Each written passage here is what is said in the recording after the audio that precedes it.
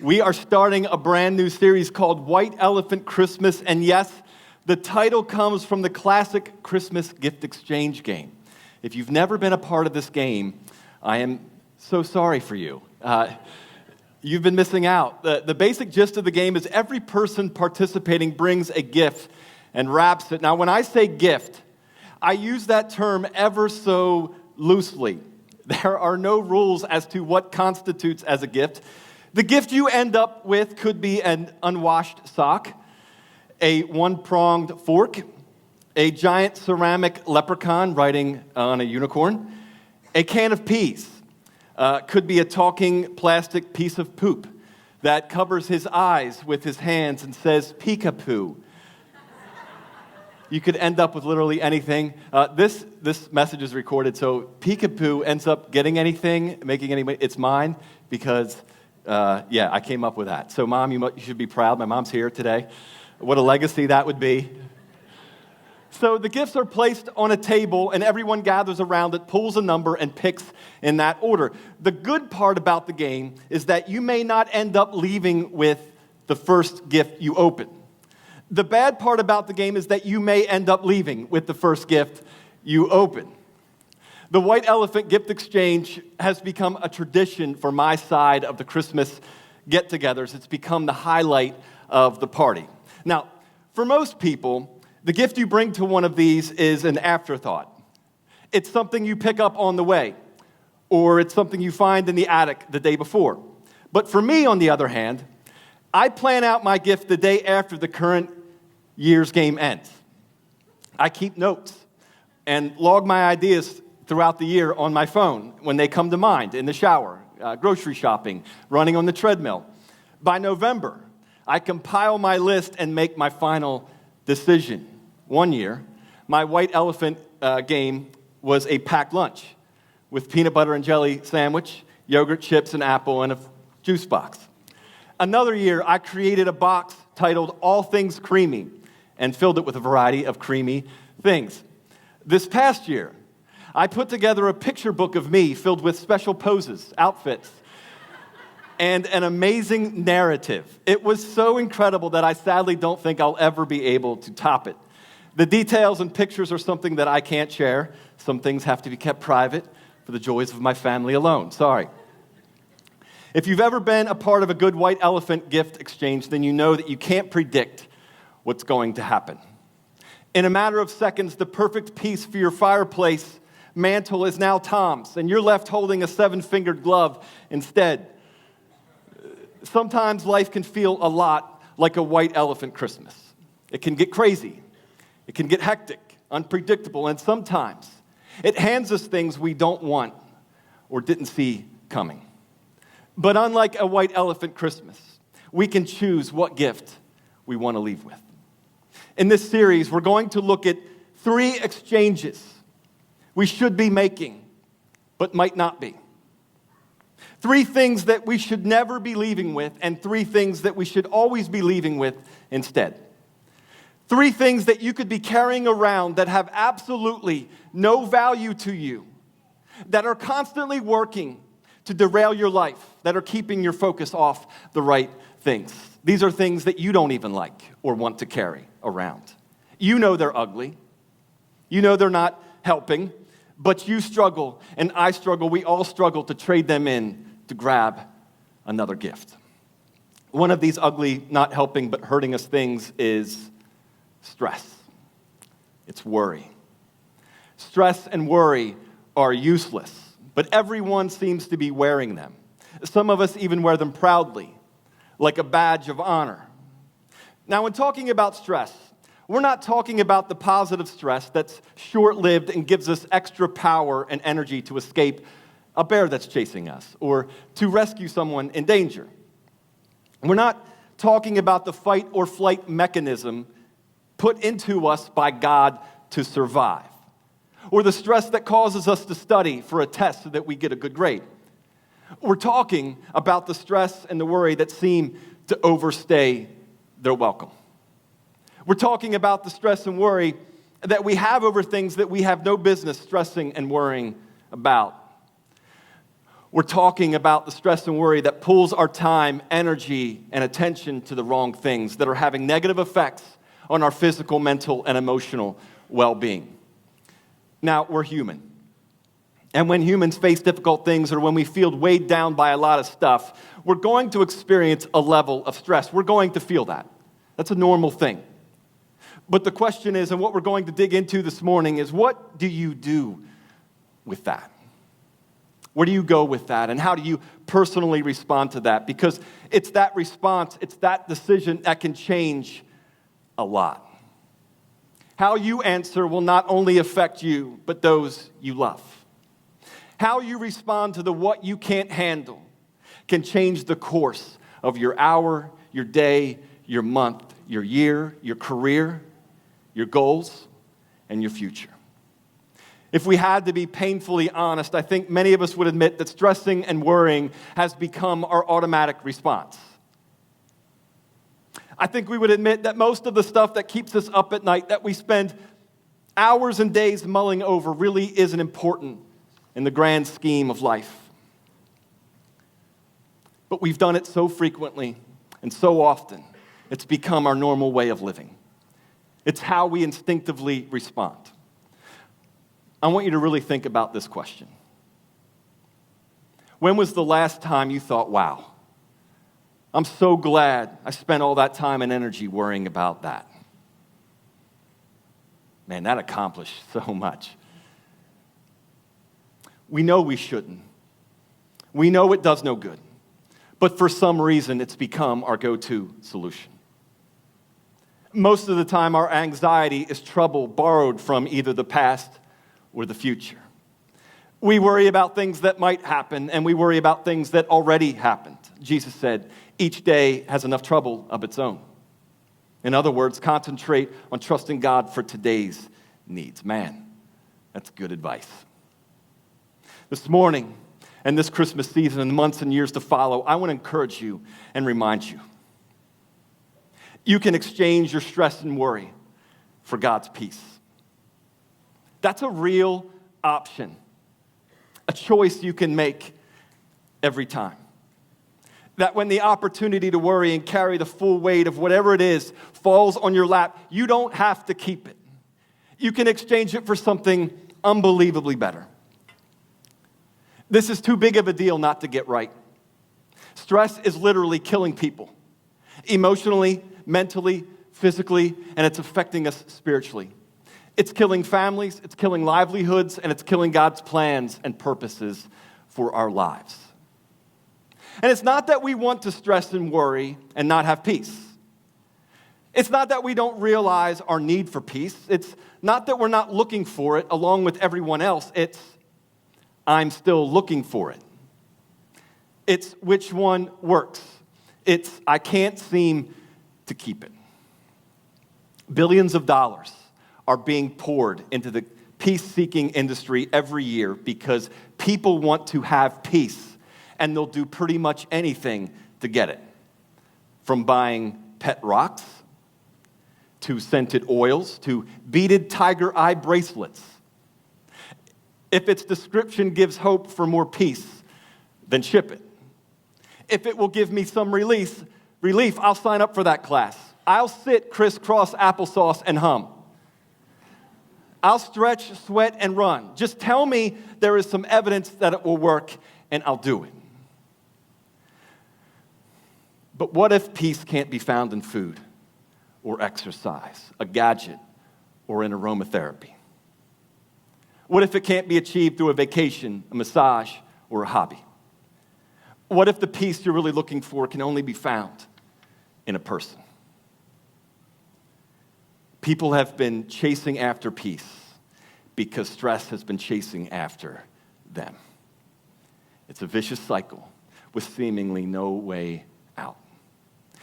And what many people do not know, and what many Christians still don't realize, is that a huge part of why Jesus came was to stop that very cycle.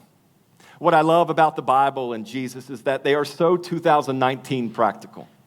In fact, the more I learn, the more I discover about Jesus and what the Bible teaches, the more I see how practical they really are. You see, God knew that one of the things we would struggle with is the fact that God is God, and God is up there, and God is perfect. And because of all that, God doesn't have a clue about what we have to deal with and go through down here. He knew we would use that as an excuse not to follow him. And so he didn't just take care of the sin problem by snapping his fingers. He could have. He could have sent Jesus as another higher class life form to take care of our sin without the suffering or dying or going through hell so that we could go to heaven. But no, he sends his only son to take on the same limiting flesh and bone bodies that we live in.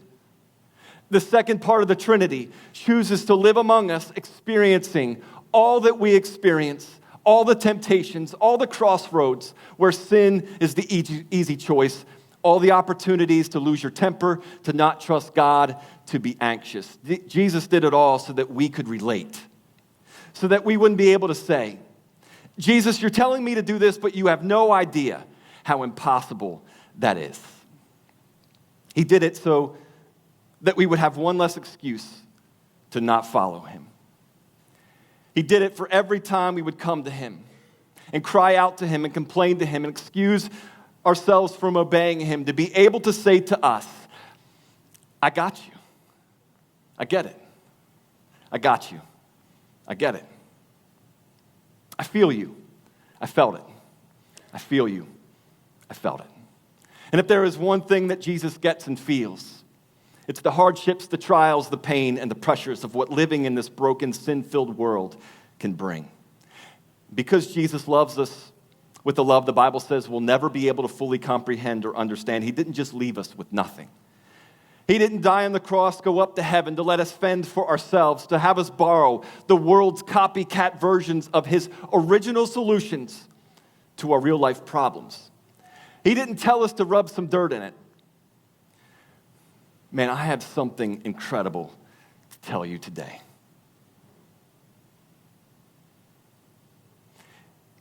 It's so incredible, your heart should burst upon hearing it.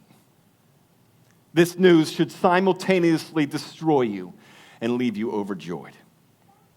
It's the night before Jesus is about to be crucified, and before that, leading up to that, experience a slow, drawn-out torture that will leave him unrecognizable. It's hours before he's about to be betrayed by one of his own and handed over to the ones who should have been his biggest advocates. And what is he doing? He's filling his last, should be stressed out of his mind, hours praying and eating supper with his disciples. And though Jesus has his moment of pure internal anguish because of what's about to happen to him, he's having it through a faith-filled prayer to his Father because he knows what's coming. He knows he's going to die in a horrible way. But he's not going crazy. He's not running and hiding. He's not using his powers to disappear or take down those who are about to take his life. Think about that. If that were you and people were coming for you, what would you do? Where would your emotions be? Would you be able to plan a meal and hang out with your friends in a perfectly calm manner? Not only is Jesus serving, eating, and drinking, he's teaching his disciples about how to have peace. He's telling these guys who've been with him through thick and thin the most important things before it all goes down, and it's here at this supper where he reveals one of the biggest and most important exchanges we need to make in the midst of his greatest and most chaotic storm. It's pretty ironic. It's pretty Jesus. He would teach peace while there's a manhunt going on for his capture. And here's what he said. This is extraordinary. You should be on the edge of your seat for this. I'll wait for you to adjust. John 14:27, Jesus said this. Incredible, incredible. Peace I leave with you. My peace I give to you. Not as the world gives do I give to you. Let not your hearts be troubled, neither let them be afraid. Do you see it? Here's what blew me away. I can't believe I never saw this like this before. Peace I leave with you. My peace I give to you. Peace I leave with you. My peace I give to you. What? Jesus, you're You're giving me your peace. Now, you need to let that sink in for a minute. You don't just hear something like that and go on acting like everything's the same. Jesus is offering us his own personal peace. His peace. Wait, Jesus. You're giving me your peace. This is insane. The same peace that allowed you to sit, eat, drink, serve, and teach like it was any other night while people were hunting you down to kill you. That peace, Jesus, you're giving me that peace. The same deep, rich peace that stilled your heart in the midst of mockers, traitors, and haters. The same peace that allowed you to live a sin-free life even though you were 100% man and 100% God. The same peace that kept you living in that balance. That kept you on mission to do what you came to do. That peace, Jesus, you're leaving me that same peace. The same peace that allowed you to allow the very people you created to humiliate you and torture you. The same peace that allowed you while you were hanging on a cross with giant nails through your wrist and ankles and a spear-shaped hole in your side to forgive those who did it to you. The same peace that seemed unnatural, unhuman, out of this world, supernatural. You're giving me that peace, Jesus. And Jesus says, yes, that peace. It's yours if you want it. Do you know what baffles my mind still to this day? That a signature can change the value of an object. A shirt that costs $10 can turn into a shirt that is worth thousands of dollars because a certain someone signed it with a Sharpie. A scribbled, hardly recognizable line of ink changes the worth of what it's written on. I don't know about you, but knowing that Jesus signed his peace and passed it on to me changes things. In my estimations, the value of his peace just became priceless. Jesus gives us his own personal peace. A peace that had been tested. It was his own shield and his own helmet that served him in battle, and he's giving it to you, and he's giving it to me to get us through our own battles. Hear me out. And it's not that it wasn't enough that Jesus proved that his peace works in real life in real time, but it sure does help to see others who were sin-filled like us take it and apply it to their lives. Guys like Paul, who at one point put absolutely no value in Jesus or his peace, who did everything he could to stop Christianity. Paul says stuff like this: we are pressed on every side by troubles, but we're not crushed.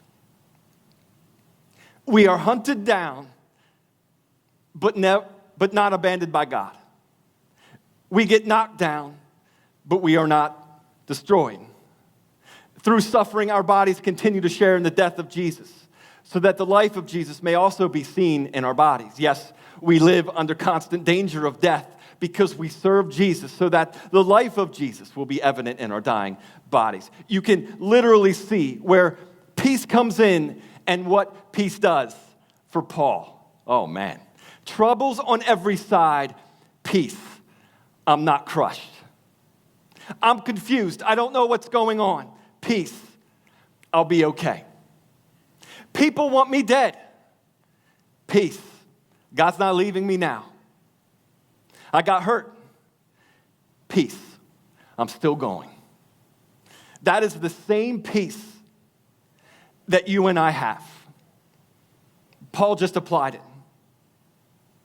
That's the same exact peace that Jesus had, that Paul had, that you have if you're a follower of Christ. Paul just applied it. This is what allowed Paul to be Paul. Make no mistake. To do it, to get through it, to follow God's plan and purpose for him. And Paul's saying, I know this looks horrible. I know my life sounds awful, but I wouldn't trade it for anything because I get to experience Jesus doing things that I could never do on my own. I love how God makes sure we would see the extreme example set up against what he promises. If Paul can exchange stress and worry for peace through his ridiculous circumstances, then so can we. Hear me out. What made Paul Paul wasn't Paul.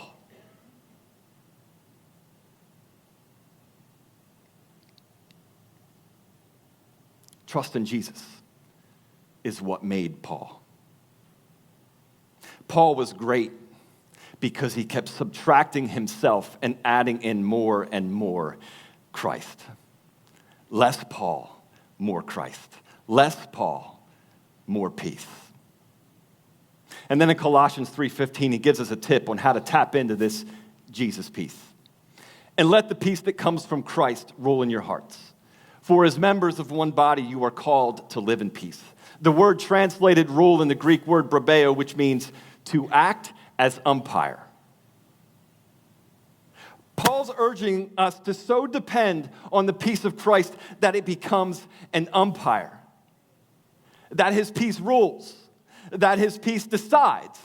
That his peace determines. That his peace directs the decisions we have to make in life. What if allowing Jesus' very peace to rule us requires just two things from us? To be still and to know that he is God. Psalm 46:10. To be still and know that he is God. What if we learned and trained and disciplined ourselves to stop doing what we always do? What if at the very moment we felt the pressure and the pressing from all sides, we didn't do what we've programmed ourselves to do? What if we did what Jesus and Paul and all the others did and reached for peace instead of reaching for ourselves? What if we became still and allowed God to be God of our lives? What if we stopped being okay with just reading about other people doing it and actually trusted God with our own life? What if we became still and thought just for a moment about the last time God showed up and did what he did? And what if we became still and trusted God with our pain, with our troubles, with our problems? What if we just gave it to him, creating the opening for the very peace of Jesus to come in to be our umpire? Check out this video.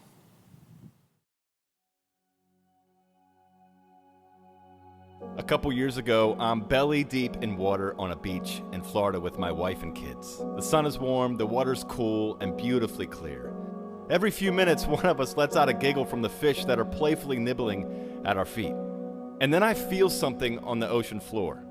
When I'm fully convinced it's not a shark or some other weird sea creature, I go down for it. A few seconds later, I pop up holding the perfect sand dollar that I proudly raise in the air, which sets off a family competition of who could find the biggest and best one. From a distance, we probably look like a human version of whack-a-mole, without the whacking, of course, as our heads were repeatedly going in and out of the water. The exploring led us to find what we called Sand Dollar City, a seemingly endless and breathtaking expanse of sand dollars that went on as far as the eye could see on the ocean floor. But because they were deeper and because they took a lot more breath and energy to reach, I was the only one who could retrieve them. And so as my wife and kids headed to shore, I headed back toward my newly found treasures. It's a little sad and embarrassing to admit, but over the course of our vacation, I probably spent a full day out there in the water alone. And for what? To this day, I still can't tell you. What's out there that you can't stop going back for again and again and again? Maybe what started out as a healthy discovery, a good job, a good time, a good thing, has now become something to you it was never meant to be. Somewhere along the way, the endless opportunities, choices, and life's pleasures lure us away. They take our best energies and leave us out of breath and exhausted, and our souls are left dehydrated and malnourished in the aftermath. What's worse is when we're reeling from the negative effects, when we're looking for relief and rest, we turn back to the very things that got us into the mess. So we go back out to our familiar spot. We dive down and reach for a drink, a vacation, a run, a good book, more work. But it's only treating the symptoms. It's not healing our sickness. Maybe it's time to stop reaching and chasing. Maybe we're just homesick. Maybe you just need to come home. Jesus said in Matthew 11, "Come to me, all of you who are weary and carry heavy burdens, and I will give you rest. Take my yoke upon you. Let me teach you, because I am humble and gentle at heart, and you will find rest for your souls. For my yoke is easy to bear, and the burden I give you is light." What have you been relentlessly diving for? What treasure have you been seeking that's been in your reach the entire time? God isn't just calling us to rest. He's calling us to rest in Him, because it's only in Him that we discover what's most important. It's only in Him that we receive the answers, the recognition, the affirmation that we've really been hunting for. How many sand dollars do we need to find before we realize I'm just trying to treat a symptom? So wait, before you dive down again, before you head back into the crazy and chaotic current of your life, what if you did something else first? What if you gave God back some of the time and space He loaned to you to see if there was something He might be trying to say to you? What if you stopped treading for a few minutes and just sank, leaving the voices, the noise, the control, the deadlines, to-do lists, pressures, and stresses at the surface? I believe it's here. It's in our descent to the bottom of ourselves, where our heavy garments are exchanged for God's lighter and more life-appropriate attire, where our tired and weary souls receive the rest they've been gasping for. It's here and only here where we find what we've been searching for all along. It's Him, and He is home. What are your sand dollars? Your peace robbers. Those things that steal your attention off Jesus, off peace. What are those lies that you believe? What are those activities you do that are moving you away from Him? We tend to think that if the boss would just put less pressure on me, or if my paycheck would just be bigger, or if the baby would stop crying, then peace would come. If only I would have done my exercises this morning. If He wouldn't have left me, if I wouldn't have lost that, then I would have peace. But the peace that Jesus offers, thank God, is never determined by circumstances. Instead, it affects and even overrules them. God's peace isn't the absence of trouble. God's peace is giving us all we need to get through the trouble the best way possible. God's peace is found and experienced when we exchange our control and fears for His sovereignty, His ability, His power, His love, His wisdom, His way and timing, and it's found as we simply choose Him. God's peace can only occupy what we give Him. What do you need to turn over to God today? What stress, what worry do you need to exchange for the peace Jesus personally signed and left for you?